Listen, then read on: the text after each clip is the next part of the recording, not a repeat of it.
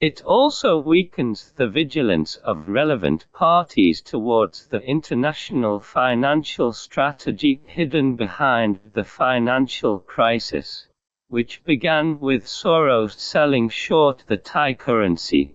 From this perspective, it is the openness and complexity of the system, as well as the enormous imagination space of currency value, that objectively determines finance the arrival of civilization's fate. At the same time, the stability brought about by complexity and the calm waves brought by Chinese-style closing positions make Chinese people who are accustomed to gradual and passive correction subjectively unclear and unprepared for this new fate.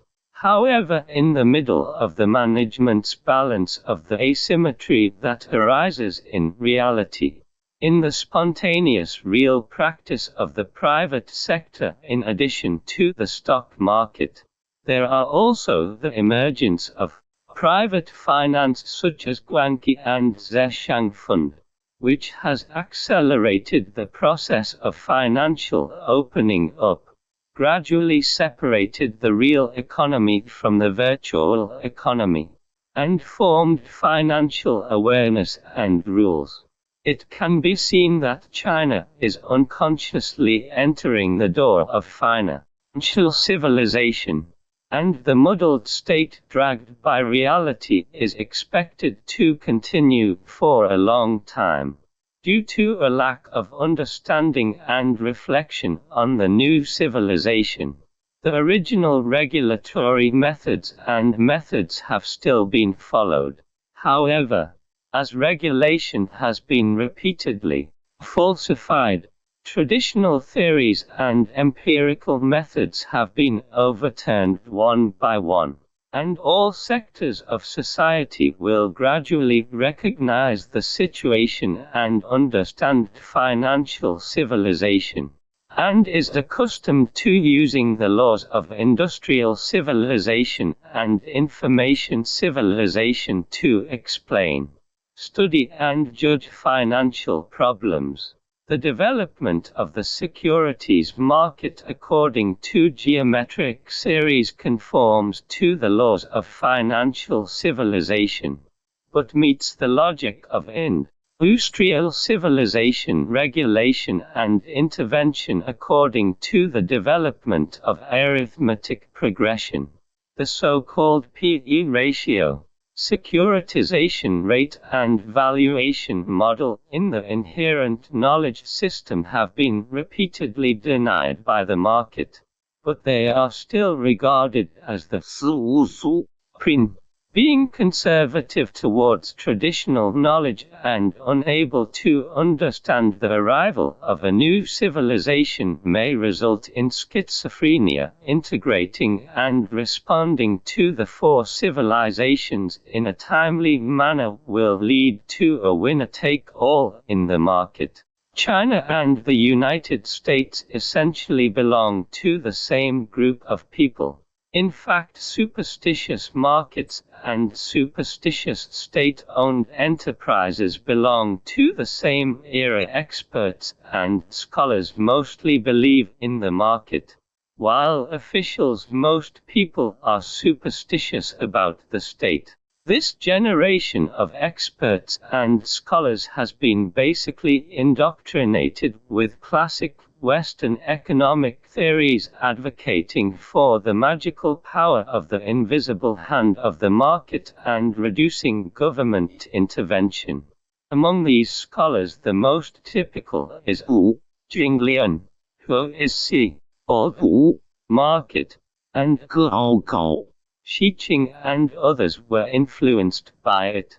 As for contemporary officials, they always believed in the power of the government, believed in cybernetics, and preferred to concentrate their efforts on major issues, which was also the main source of the lingering Street 8-owned concept. Between these two, those scholarly officials who excel in learning and become officials who have achieved the transition from being experts and scholars to officials, have experienced a personality split. They are both superstitious about the market and difficult to resist the temptation of state-owned enterprises, towering above the temple and guiding the country. To put it simply, they are using the market to gain benefits and administrative monopolies to profit from competition. In recent years, officials who have parachuted into state-owned banks as bosses have used the name of shareholding and marketization to give rise to the phenomenon of millions of annual salaries, which is just a microcosm of it. As for market efficiency and government efficiency, whether in the entire history of economics or in the middle, who is higher or lower, there has been a long-standing debate in the process of market-oriented reform in China. Putting aside the linear thinking of either this or that, objectively speaking, the key to better and healthier reform lies in having or hedging these two efficiencies. From the perspective of value orientation, relevant departments want to have both market efficiency and government efficiency, and objectively, the great success of the Chinese economy in the past years also depends on the full combination of these two. However, in recent years, the frequency of hedging between the two sides has increased. Whether it is health care reform, housing reform, education reform, public utility reform, resource price reform, etc., it is either too market-oriented or the government's power is too strong, resulting in obvious negative consequences of hedging. The efficiency of the U.S. government is very high, and its glory comes from the combined force of plus generated by the superposition of two efficiencies. But it deceives other countries to give up regulation and only want a market economy. If Chinese reformers listen to their deceit, as long as the market does not want government efficiency, they will undoubtedly be deceived.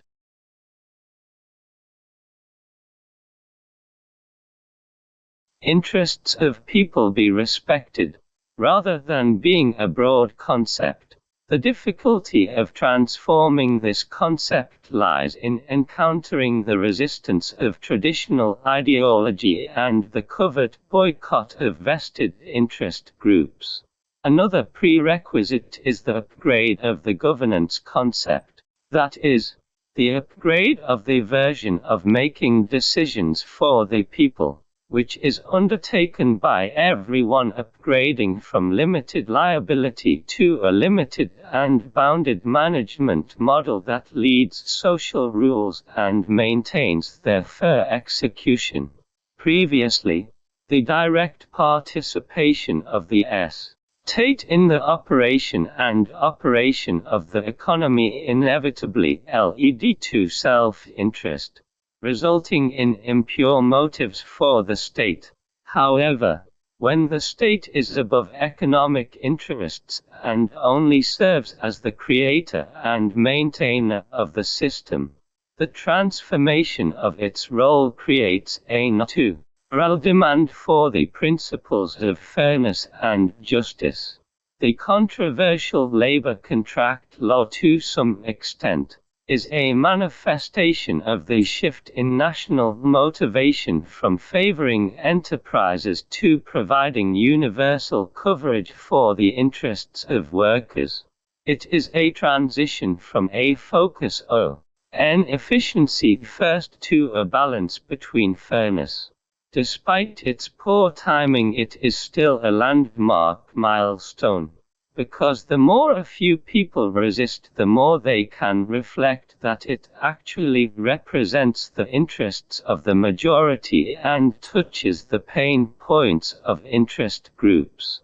At present, it is the Ministry of Power that undermines the principles of fairness and justice, distorts the state's motives seriously, and causes even greater public discontent. The phenomenon of door-oriented, departmental interest-oriented, and interest group-oriented.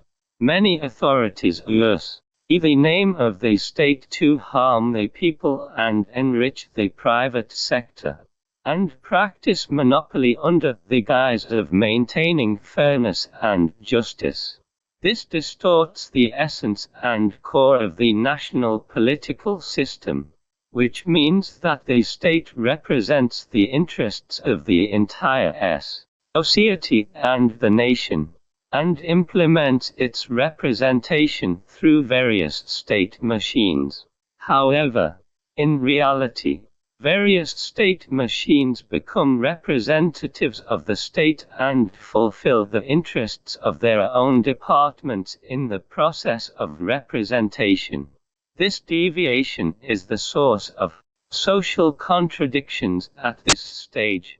The real reason for the large-scale mass incident in Wengan County, Guangzhou, is that the government has repeatedly violated the interests of the masses in mineral resources development, resettlement, building demolition and other work, and in the process of handling conflicts, disputes and mass incidents.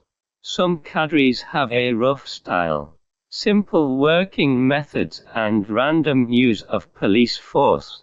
Although the stock market was in a mess in the first half of the year, there were still over yuan billion in stamp duty receipts, and local state-owned asset management commissions are still preparing to queue up local state-owned enterprises.